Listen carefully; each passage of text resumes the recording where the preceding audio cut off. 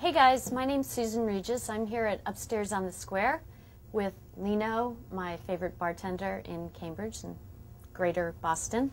We're here today to make my dad's famous eggnog recipe. His name is Joey, and ever since I was a kid, we had this first thing in the morning, well, actually after church on Christmas Day, sometimes on Christmas Eve if we went to midnight mass. So as a child, I remember enjoying the alcohol part, even though we had alcohol in some and non-alcohol in others, but I remember the flavor of brandy. So I thought I would share that recipe with you. Here's what we're going to do. To start, we have 6 eggs that have been separated. The yolks are in the mixer, and we're just going to beat those till they are nice and ribbony, lemony, colored, almost looking like the color of butter. So those get whisked for probably about 4 or 5 minutes till they become thick. Okay, so now that they've become a little voluminous and nice and light in texture, we're going to slowly add the sugar so that it starts to dissolve. And so we add the sugar just until that is incorporated.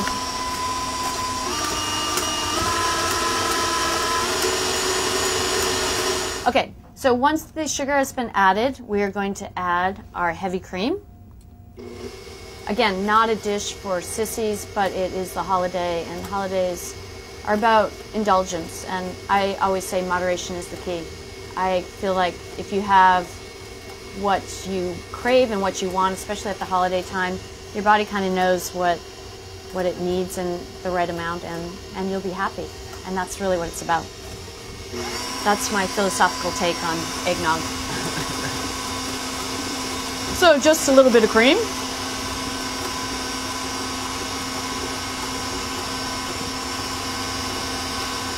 And half and half.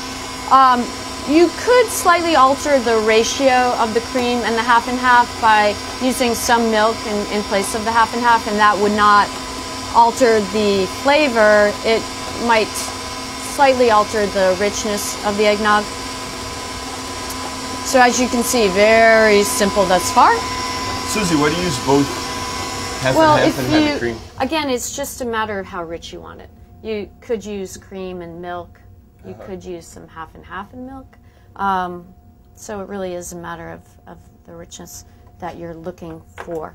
Okay, now we're going to take a vanilla bean, which again, I would recommend getting fresh vanilla beans. I like it to be at room temperature so that you can kind of soften it to kind of release the beans a little bit. And with the back of my knife, once it's opened, I'm just going to scrape and scrape and scrape. And even once you use the vanilla bean, they're great to have around. I would even stick this in some sugar because it still has flavor. The oils of the vanilla pod are still there. What am I whisking it to? Like You're whisking to soft peaks, okay. And just before that stage, we're going to add a little bit of sugar, the remaining sugar. So I have nutmeg. I'm just going to zest or grate some of that into the eggnog, and I'll reserve some to dust the top of the eggnog cup. And you know, are you ready for sugar? Oh, I'm sorry. No, keep going. Keep going. Work harder. I also want to add a pinch of sea salt. I prefer to that as well. Okay, so Lino's doing the hard part, and I'm going to join him by simply whisking the whites from the yolks. Keep going, keep going. Sorry, Chef. Watching you. Okay, so now we're just going to add a little bit of sugar to Lino's beautiful peaks. A little more. I think that's perfect. Don't want to go too far. Gorgeous. And will you add a little bit of sugar to me as well? Same way. Yeah, add sprinkle in. More? That's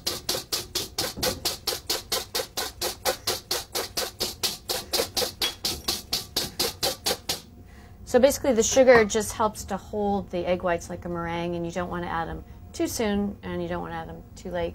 You have to add them right at the right, so that you get soft peaks. If you add them too late, then your egg whites will be dry. So I think Lino just timed it perfectly, so we are good to go. Before we add our whites and the whites and the cream, the final step, we want to add our booze. This is going to make it a little sweeter. Is that going to change everything? I mean, this is not an overly sweet eggnog. So here, you go ahead and add that, and then we'll just keep doing it. Yeah. See if we like it. We like it.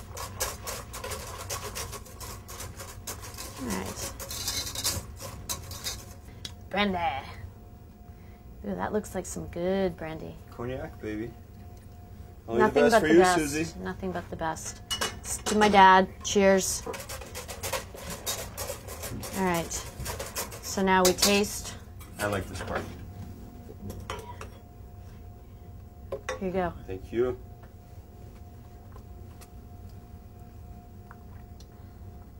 Delish. I think more booze. More booze. Let's try Maybe some rum this time. So the point is, it is to your taste and to your liking, and if you have small children, you may or may not want to, you know. Put more booze? Yeah.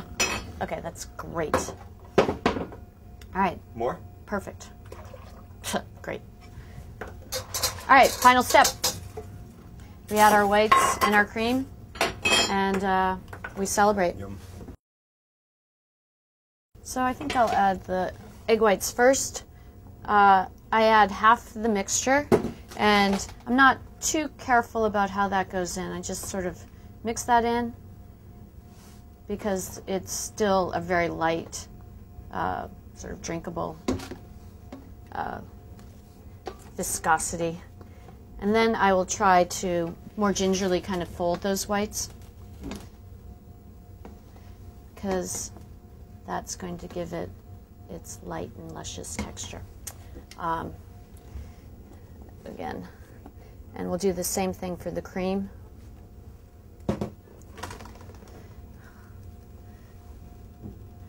Now, I've always enjoyed the fact that it's sort of big and airy, and some people think this is thick, but no way. It's so good. I like it's it. Cloudy. Yeah, it's like clouds, clouds, right. Christmas clouds.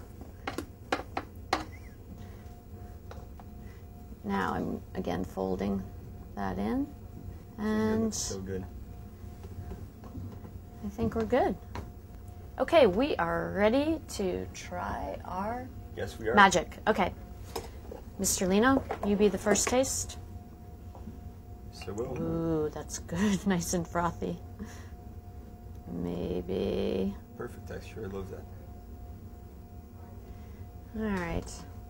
Oh yeah. And a little nutmeg? Little nutmeg, please. Yeah. A little or a lot? Sometimes To like your, to be generous, right? I do, but I do too. it's again, it's okay, too. good, Susie. I love a lot of it too. All right, let's have some for me.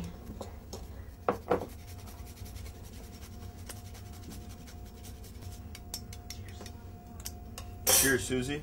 Cheers. Happy holiday. Thanks you. Mm-hmm. Do I have a mustache?